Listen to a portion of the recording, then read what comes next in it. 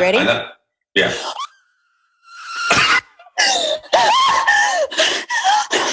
See, wouldn't that be so good? Joe, I'm sorry, nothing. I'm okay. I can't hear you. No. PowerPoints, power lunches, conference calls, reply to all, endless meetings, constant check-ins, and so much wasted time. Are you sick of the BS? So are we. It's time to take our time back, rework the way we work, and make every call a call to action.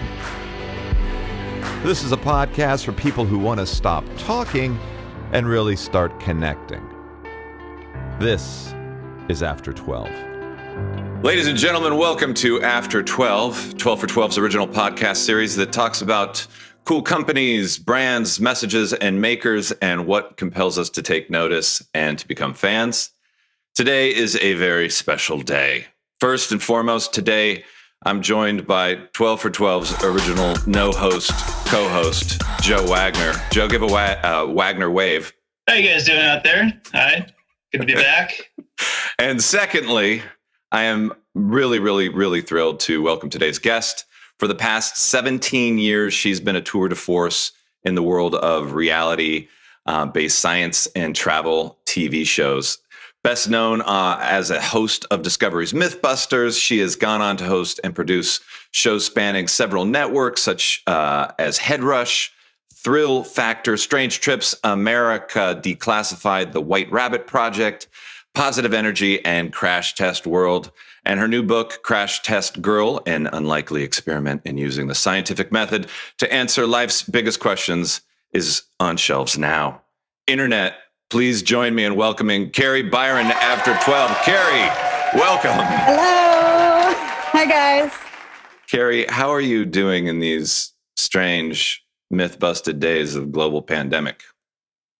It's been some peaks and valleys. Like at first, it kind of felt a little like a staycation. And I think we were all having just, kind of fun with the time off. It's scary, of course, but then you kind of hit that lull where you're like, okay, I've had enough of this, but I've gone back up to positive. I feel like there's an end coming. Well, I know, like me, you're a germaphobe. I mean, initially was that like... burning through supplies of Clorox and hand sanitizer and like masks?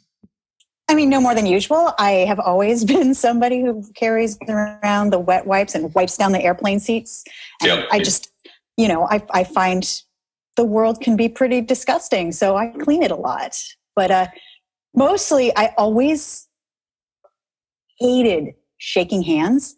It's always been a thing for me that I just do it, but I just grabbing somebody's sweaty hand. And this has always been a thing on Mythbusters with me and the guys, because they're like, why do you hate this so much? I'm like, because men don't generally wash their hands when they go to the bathroom. So every time I shake a guy's hand I don't know, my first thought is, I'm touching your penis.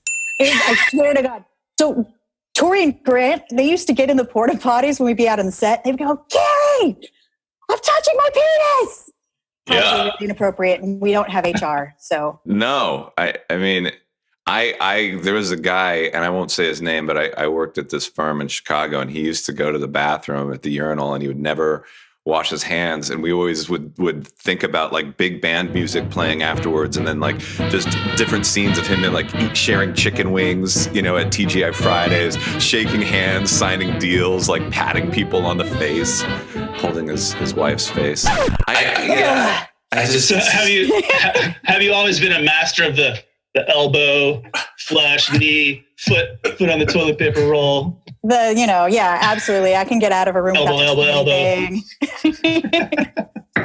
But like everybody on, go on. You just wait for somebody to come into the bathroom, so you might be stuck there. What? No.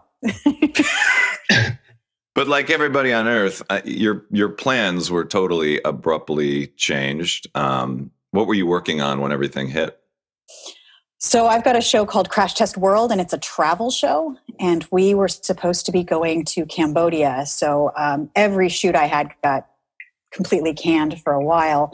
Our show is, we go around looking for people with solutions to big questions. Like we visited Israel to find out how people in a place of great conflict can live in peace. And we went to Berlin to see how the Berlin Wall coming down affected their openness for refugees and their explosion of art, like just things like that. We walk around looking for youth solutions around the world. So travel's out. Everybody's in quarantine. I'm definitely on hold until we open back up. Do you think, though, I mean, when we do open back up, I mean, the nature of the show and what you're trying to do in terms of connecting people to different cultures and the way that we communicate, we relate to each other, do you think it'll be easier because people have now taken a more honest look at themselves as they've spent the last 60 days going, yeah, I don't need to be an asshole anymore? Well, I generally talk to people that are younger and have a lot of optimism. I walk away from every day with a lot of hope because we're talking to people who are change makers.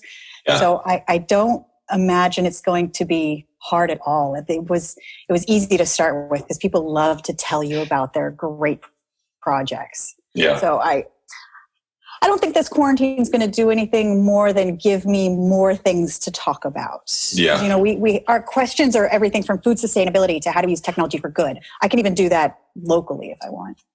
Have you done it like via Zoom or Skype or any sort of internet stuff like that? Talking about it. I've done some interviews with people through Zoom, but it's not my favorite medium at the moment just because I feel like that's the only place I live now. I think I'll like it again once I'm allowed to go outside more. It's become kind of its own level of fatigue. I mean, notwithstanding creepy guys and rocking chairs in front of the computers, but I mean, just the nature of like having to turn on your camera, like before conference calls, you just mute, or you'd mute your audio when you weren't talking, you turn off your camera. But now it's like everybody expects you to. And if you don't wear pants, Joe, it's tough. Are you not wearing pants right now? That's to be said. I don't know. Have any of the lessons or insights that you wrote in your book, have they been helping? I mean, have you kind of reflected on like, I'm okay, I've prepared for this, or have you also like kind of been up and down, just like everybody else? Kind of is there the manic depressive response to like this very bizarre time in history? It's funny. So like we have all this time, but I still can't get through my bucket list of things I want to do. I'm really good at being at home. I was a latchkey kid. I'm a single mom that entertains a 10-year-old girl. So, I mean, we've done really fun, creative things over this period of time. So I think I'm going to look back and think of it as a special time. Yeah. When else could I make my daughter go through spy training, that's her next homeschooling project. I'm going to tape laser beams in the hallway. There's going to be some dodging of water balloons. We're setting up a Nerf shooting gallery. And of course, I've taken all of my old Amazon boxes and fashioned them into a target for knife throwing in my garage. And I don't know why. I guess it was because I was knife throwing as a child, but I have a lot of throwing knives and I feel like I need to pass this down to my daughter. You were knife throwing when you were a kid? I used to stay on a farm in Medford, Oregon in the summer. Nice. There was nothing to play with and no TV. So we would chuck cow patties as Frisbees. We'd try to touch the electric fence. We'd throw knives at hay bales. Very creative. Well, this conference call is brought to you by the state of Oregon. Joe, where are you? I'm in Eugene, Oregon at the moment. And I'm in. Oh, you're both there. Yeah. And we have piles of cow puppies. Can you demonstrate how to touch an electric fence for us? I mean, I've contemplated it, but I don't know. Do you have a method? Now I just use a stick, but we used to just try to touch it to shock ourselves. I mean, the very first time, one of the little boys that lived on the farm, since I had never seen an electric fence, said, "Hey, grab that so that we can all crawl through." And I went, typical asshole dick. Because he liked me. So that was my first lesson in boy. The show of an affection. How do you tell your daughter those lessons? Like, if he's a total jerk to you, he probably likes you. Yeah. I mean, I'm going to let her in on life. Yeah. So that's a nice silver lining, though. You get to spend time with your daughter. You get to hang out and do your bucket list stuff. Like, what kind of bucket list stuff have you been working on? I mean, so typical. I've perfected my sourdough bread. I baked 2 loaves this morning. It's a very San Francisco thing, and I think it's spreading out to the rest of the country. I'm making a lot of strange sculptures. That's always, it's like doodling for me. Getting through that Netflix. You've been doing that for a long time, the sculptures. How did you get started there? I've always done weird sculpting and sculptures, and I used to make monsters a lot for Halloween and make my haunted house when I was a teenager out in the front gates of my house so that, ghostly women would come down on strings and be up in your face, and, people jump through walls. And I think I've just always been into that. And my love for monsters and scaring people led me to want to do special effects and monster makeup and possibly model making. And that's what led me into my Mythbusters career. So just for the people at home that don't know this, so you had graduated from San Francisco State, and you went on a kind of a road trip, right? You went off to Southeast Asia, or was that right? Yeah, I went around the world for a year backpacking. Wow. Okay. And then how did you find M5? How did you find Jamie's company? How did you know that you wanted to go there? It was really just sort of serendipitous. I knew I want to do something arty, and I couldn't figure out how to apply it to real life because I'm not the starving artist type. I really, really like food. So I tried all sorts of things. I went to work for an advertising agency, answering phones, thinking maybe I'd get into the art department. And it was just a little bit of a dead-end job. So I wasn't even the first floor receptionist. I was like the second floor receptionist when calls missed the first floor. So I just sat there all day and made little sculptures at my desk.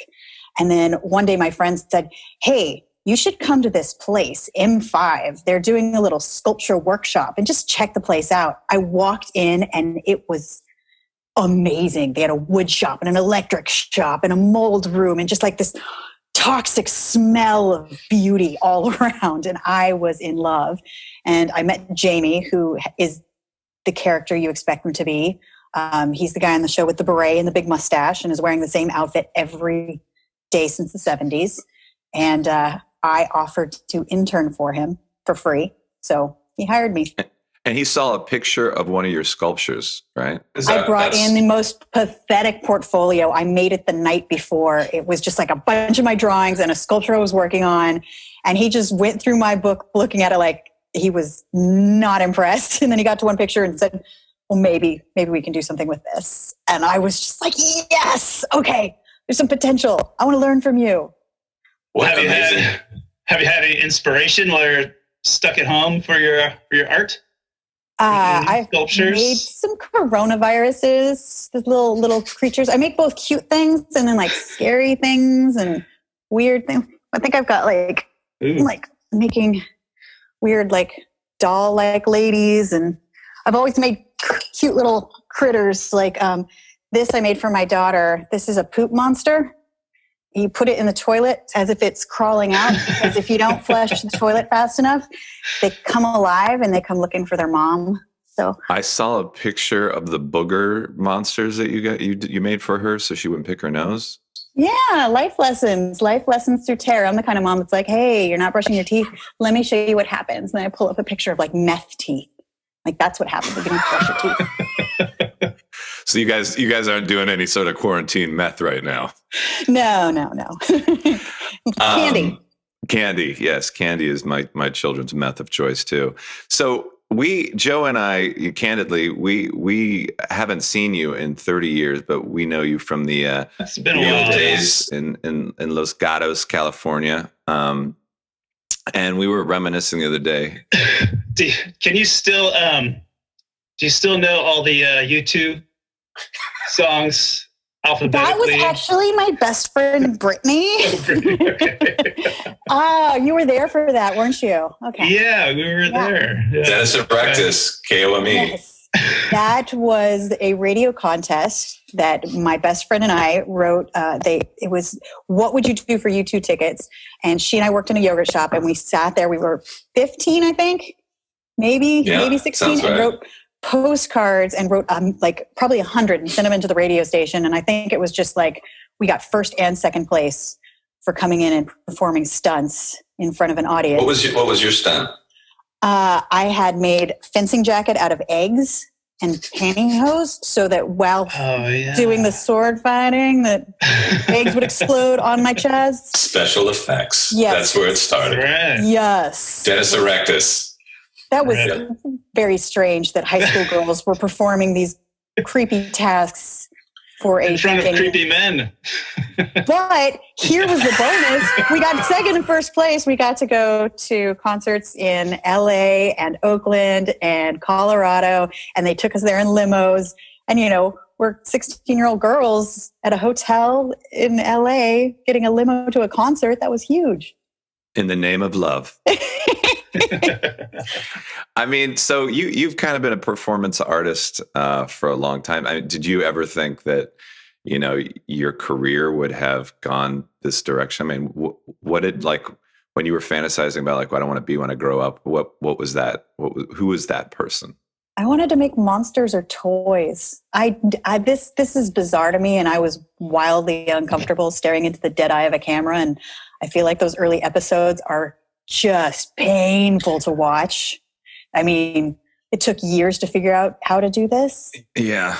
It's not easy, especially when you're doing like those monologues to cameras, you know, like introducing something, or, you know, even with a teleprompter, it's strange. You know, it's funny to see too your progression, and from the first season to the 12th season, like you become more natural. I mean, you know, you and Tori became really good friends, and Grant became friends. I think like there's the energy there, and you start to see it. And as a live TV experience that's in edit, you know, like you can cut together all sorts of great stuff. And I think it really shows that you guys were having a good time, and it became more than just a job. Well, at first, you know, we had these cameramen we didn't know, and it was just, I felt like I was being judged because a camera would follow me around. And if I, you know, screwed up with something that I was building, they'd be like, oh, let me focus in on that. And it was just nerve wracking. It was, you know, this is when you bend the nail, is when there's a camera right next to you. Yeah. After a while, when you know, the cameramen stayed around for a long time, they became our friends, and we had such a skeleton crew. We really just had like a camera, a sound, and a second camera person putting up other cameras, and then a room with a producer and a couple researchers. It's barely any people. It's not like a regular television show. So it started to feel like home movies. It didn't really feel like a television show, because we were just in our shop in sort of a bad part of town every day, isolated, and it became like you forgot about the camera. You didn't really think about it so much. It becomes crew love, though. I mean, you become like the making is the fun part. Did you have any input into the edits too? Were you able to see rough cuts and? Yeah, we watched them, and I could be like, but it was more for fact checking than anything else. Be like, no, that's not actually right. That was 3.2, because none of the science was faked, which is what took the longest to film some of these episodes, is because you just be like, oh my God. We'll do it in post. Can we just like find out what the answer should be? Because it's taking a really long time. Did you guys get to then kind of ideate on what experiments, what myths you wanted to break? Yeah, it was kind of like what would be accessible to us. So, you know, we throw up our dream list, and then if somebody got access to a 747, we're going to do that myth with the airplane. You know, we took jet engines and flipped a bus. The bus got lift, probably about 6 or 8 feet off the ground. That's probably one of the coolest things I've ever seen in my life. Okay, the taxi was one thing, but that bus? I will never get that image out of my head. I mean, it got into the air. It had hang time. It actually had hang time. Because all of a sudden, Michigan was like, sure, come do that here. So that's that. We kind of just go along with our dreams and what's accessible at the time. Have you seen that that Contamination episode you did, like the dinner party, has been circulating? It started circulating so people could wash their hands, and we'll cut to it so people can see. Oh, we're gonna have a fun little party here. Are you guys ready? Oh, yeah. I'm sorry, I've got a little bit of a stuffy nose, but this should all be Very cool. What was going on was that I had a mechanical runny nose. I had a little tube running down the side of my nose, dripping a fluorescing fluid. The goal was to see how far my nasal secretions might travel if I had a cold and who might get those on them. To give you an idea about how much it spread on me alone, normally my skin would not fluoresce under black light. Are you ready? Leah, let's see those hands. Hold them up into the light. Oh, yeah. They all bear the telltale signs of contamination. Kari, however, is a different story. I have to confess, I'm actually a germaphobe, so this was not too hard for me. But I put that out there. Did you? Yeah. That's great. Kari Byron. Yes. Yes. Nice Mythbuster. promotion. Yes. Famous Mythbuster. That's hysterical. Do you have a favorite episode or project or thing that you've worked on? I'm not just in Mythbusters, but any of the shows. I mean, Mythbusters was so much fun, and there was definitely a period of time where we were realizing how crazy it was, what we were doing, and we were all such good friends, and it was awesome. And when it ended, I was crushed, and I didn't think I would love anything like that again. And the project I'm working on now, which is Crash Test World, I'm loving again. That's so awesome. I'm very, very excited for that to start. It's funny that you said some super seasons. How was it? Say that again. I'm really excited for it to get into new seasons because I think it'll only get better, just like Mythbusters got better after we started to figure out our voice. Yeah. Well, I'm sure you guys are like in kind of pre-pro mode to kind of get back and think about, okay, when can we get on the road again? So this is funny because I had an opportunity to film at South by Southwest, and it was like right before they canceled it, which was the 13th of March. And I was thinking I was going to do a man on the street segment on 6th Street in Austin. And I'm a total germaphobe. So I'm thinking of wearing like the mask and the goggles. And I'm so happy that I didn't have to do that because it would have bugged me out, literally. Would you be able to do that? Would you go on the road wearing a mask and stuff? I think airplanes, I want to be wearing a mask because those seem like a real hotbed for contagion. But, I can't do interviews with a mask on. Right. And I think we're going to have to get to the point where we all have antibody tests to find out if we've had it and if we can, I don't even know. I think there's 2 strains of it. So I'm really just leaning towards science at the moment and hoping that it moves faster than it normally does. Yeah. I mean, here's the thing is I do think that coming out of this, the positive aspect is I feel like science is going to save us. I feel like we might start revering those people again and start believing in them when we actually are saved by the people who are trying really hard right now using all of their education. And maybe we'll stop looking up to reality stars and start looking at astronauts as heroes again and scientists and doctors. Joe's had pretty much every disease you can possibly imagine, so I'm just hoping he's going to send me some platelets. Yeah, I wash my hands like 30 times a day. It doesn't seem to help. No, it's funny that you say that, though. I mean, there's been such an attack on science and technology and engineering and math and all of these really amazing, esteemed talents that the current popular culture doesn't find interesting, or the political system. They're ridiculing experts. Yeah. When opinion becomes expertise, when punditry becomes, celebrated truth, it's like, wow. Do you think as a culture, this will be a cathartic time for? Do you think we will learn from this? I don't. I don't either. I think that I've been in the entertainment industry for a long time, and I watched as we went from shows that kind of showed expertise into just watching people that were aspirationally rich for being kind of a mess. Mm-hmm. And I feel like we're always going to want to watch that so that we can feel better about ourselves as a society. So I'm hoping we learn from our mistakes, but I don't think that we will. Unfortunately, I mean, after 9/11, for a while, we all pulled together, and then people were slowly fading back to partisanship. So who knows? Well, I mean, this highly politicized trend of refuting science in favor of opinion, punditry and gut feeling, I think shows, where you go out and you talk to people that are making a difference, you talk to the change makers. There needs to be more television like that. There needs to be more content like that, not to be pejorative of like, I hate the word content, but I mean, there just needs to be more conversations about that. You and I were talking the other day about, Anthony Bourdain, who's a personal hero of mine, and not a hero because he was a hero, but because he was just a normal human being trying to connect with other human beings over food. And it wasn't about food. And I don't know, it's nice that you're doing that. It's also nice that you're empowering kids and girls specifically.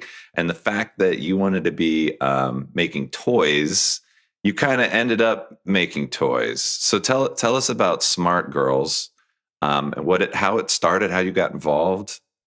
Well, Smart Girls is this amazing woman, Sharmi. She created these coding dolls. They're almost like a scooter that you can program with your phone, and a Barbie-sized doll rides the doll, and you can code little adventures for the doll itself. And I was kind of just looking to getting into toys because that was on my bucket list, and I never actually got to really do it so much because that whole Mythbusters thing got in the way.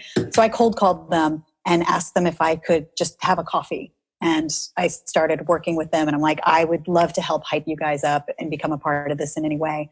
And so I started playing with the coding dolls. It's the idea is that they've shifted to Smart Buddies now because they wanted to open it up. But originally it was that some girls are not going to be interested in the coding toys that are all in the boys aisle, and you need to kind of speak to the audience that's already there and get the girls who aren't interested in playing with robots but might want to still play with dolls and still get them into coding.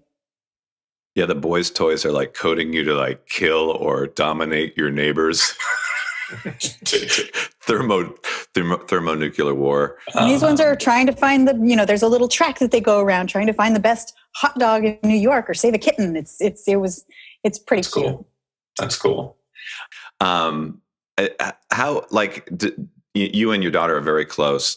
Does she give you ideas for things like, hey, Mom, you should do a show about this, or, you should talk about this thing, or especially because the two of you are so close, your roommates, what kind of creative input and inspiration does she give? I mean, she's 10. She's the perfect audience because she will tell me when I'm full of it, or it's stupid, or it's just not cool, Mom. Go God, Mom, don't do that. Stop making that face. That's your fake laugh, Mom. Stop. She's just really good at calling me out. And she's also the best beta tester because I can show it to her and she'll tell me exactly what she likes about it. She'll tell me what she's interested in. And I'm making Crash Test World for her. She's the only audience I really care about because if she's interested in it and if this can make her feel a certain way about the world, then I've done my job. Aren't we all just trying to impress our kids? Yeah, although it's too late. It's not working. Yeah, my 12-year-old daughter, I open the door and say good morning. She gives me the finger and says, "Get the fuck out of here, Dad." I love you. Yeah, I mean, I think at the end of the day, you want to be honest to your kids. If you're lying to your own children, then you're really doomed. I think at the end of the day, it's like, why are you living if you're lying? I just want to show her the possibilities in the world and show her that people can make a change and that one voice does make a difference. And it doesn't matter how old you are. I mean, look at Greta and Malala. There are voices that can be heard, and she has a voice, and she can use it any way she wants, and she can create the world around her that she wants. We did an episode that she came on set for, which is a food sustainability episode where we visited Don Baguito, which is they use insects as a protein source. So you can get these amazing roasted crickets with chili and lime and put them on your tostada, or, chocolate covered crickets. And, I even got her to try one after she watched me just, hoovering tons of crickets all afternoon. I bet they're pretty good too, right? They're good. They used to really freak me out because everybody always made me eat them live on a dare. So actually getting them roasted and, in some delicious cuisine, I'm down. They're like little rice puffs. They're spicy little rice puffs, and they're not what you think. So Crash Test World is actually being produced by Andrew Zimmern's company. Is that right? Yes. So wonderful. He eats a lot. I mean, he's eating everything. Yeah, it's generally not a component of my show to eat things. That just happened to be. When you go to Andrew's house, is he like, here, have this crocodile heart? Yeah, I heard that he has sort of initiation for his crew on the road, because we share the same crew, where if there's anything especially just hard to eat, then he will grab the cameraman and be like, so you're about to become part of the family, and make them eat some sort of fetal live turtle. Oh my God. You had to make it fetal. Those are the ones that freak me out the most, like the fertilized duck eggs and yeah. Oh my gosh. Wow. I couldn't do a show like that, but I definitely respect the fact that A, you're doing a show that he's involved with, and B, tell us about like the educational component, because I know there's curriculum for school kids as well, right? So every show gets broken. The half-hour length show will be on regular network television, but then every show is broken up into like 5-minute pods. And each pod comes with a lesson plan based on the school curriculum. So depending on whether you're lower, middle, or high school, we have all sorts of different curriculum on projectexplorer.org. It's for parents and teachers as a resource. And it's been going for about 17 years. I just joined in the last couple of years. So for 17 years, there have been educational pods with this, free lesson plans. And now we're doing it with high production shows like mine, which is Crash Test World. We're going to, you could find out about insect eating and have a discussion about food sustainability, because 80% of the world eats insects. We're just behind the times. I think that the insect industry is going to look at, say, the sushi industry, because 20 years ago, people were like, sushi, ew, weird, raw fish. They're going to be doing that with bugs at some point, because it is a really high value protein that takes a lot less water to create. I used to eat ants. Like, legitimately, or like on the air? I used to eat ants, so I'm like way ahead of the curve. Yeah. It's like in junior high. No, elementary school. I don't know. There you go. High school? I don't know. You were a trendsetter. Yeah. The ones in Yosemite, the ants in Yosemite are sweet and sour. Ooh. That I remember. Yeah. You ever had a mealworm? Mealworms are really good. I have had a mealworm. I've seen it. I have not. I mean, most of the time it's like texture, like slight taste, but texture. I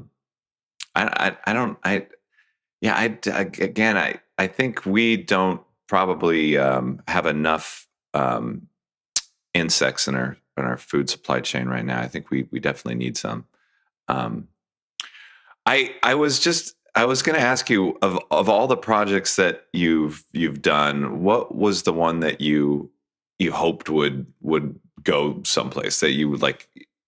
I mean, I know this one is really near and dear to your heart, but was there something that you're like, God, it almost worked? Oh my God, I've made so many pilots that never made it to air because, it's just really luck and time. But Tori and I really wanted to do this show forever. We've been pitching it forever. It was called Frankenstein. For years, Tori and I have been pushing the limits of science, engineering, and art to test the world's biggest myths. Science and technology are advancing at an incredible rate. It's to the point that science is moving so fast that people will believe just about anything. Genetics research has reached the point where we could create a Jurassic Park. But what if we took that one step further? Where science, special effects, and cutting-edge technology will be used to create the most outrageous, constant, explosive, and hilarious pranks ever.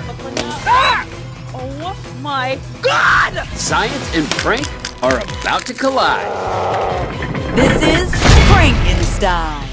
And we put up our proof of concept of what Frankenstein would be up on YouTube.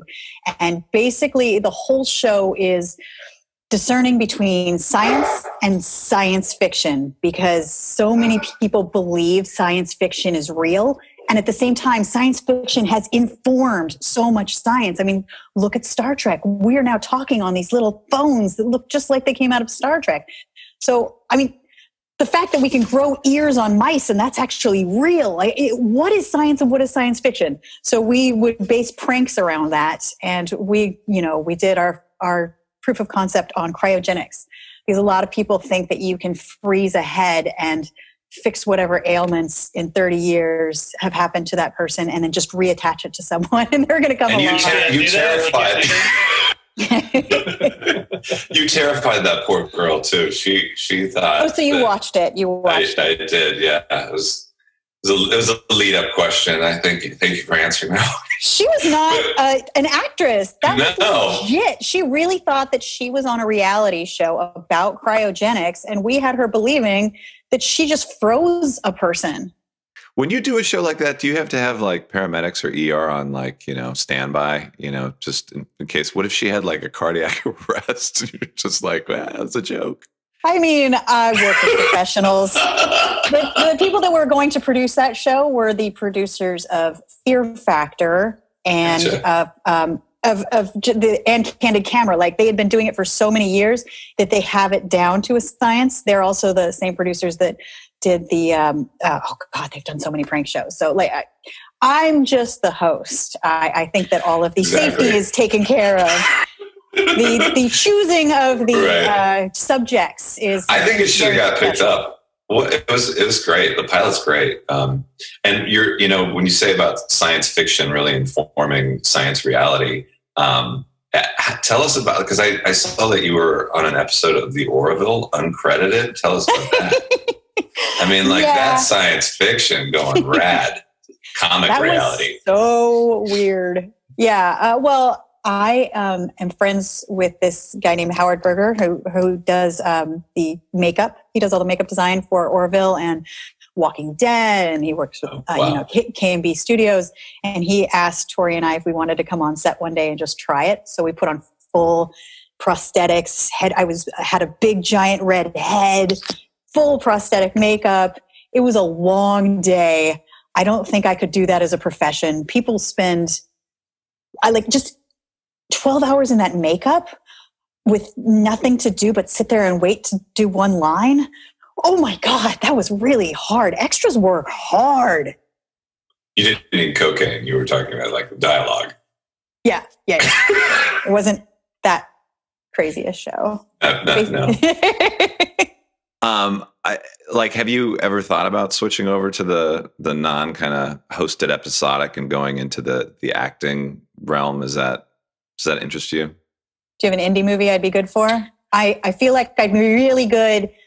That's on my bucket list. I want to be murdered horribly in some sort of zombie flick. Okay. I know somebody. Ready? Yeah. You ready? I know. Yeah.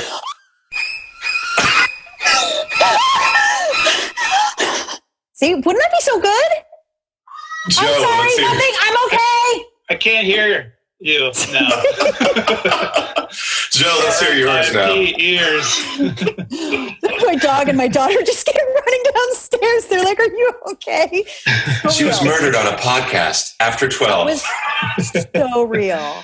So oh yeah. my gosh. If any I'm willing to do this for free. Just call me up. All right. Well, if somebody wanted to take a look at your book or get a hold of you, how would they do that, Kari? Well, I'm all over the social medias. You can find me at Kari Byron on Twitter, The Real Kari Byron on Instagram and Facebook. You could just Google my name. Mostly it'll get pictures of my butt, it seems like, but you can find me pretty easily. KariByron.com as well, right? Yeah. Oh, yes, of course. Well, it was a total pleasure talking with you and getting your perspectives in this age of quarantine and coronavirus and Joe Wagner. Uncertain times. Sorry I deafened you. That I really probably should have given you a better warning. What? All of a sudden, my sound meter peaked on the computer. I'm like, oh my gosh. I've been indoors for a really long time. I might be losing my mind. Well, that seems hopefully pretty cathartic, actually. We should all probably just take a moment to scream. We should. Off of our lungs. We should have like a noon Go for scream. Everybody should stick their heads out the window at noon and just scream. I can only do sobbing, depressed, middle-aged guy. I can't really scream. Okay. we're waiting for Oh, God. we're waiting for Crash Test World to have an episode for 45-year-old men who depressive, slightly alcoholic, living with children. Kari, it was such a pleasure seeing you. Good luck with everything, and hopefully we'll see you on the TV soon. And everybody check out projectexplorer.org if they want to see Crash Test World. Boom, mic drop. Thanks everybody at After 12. We love you and thanks for watching. Bye now.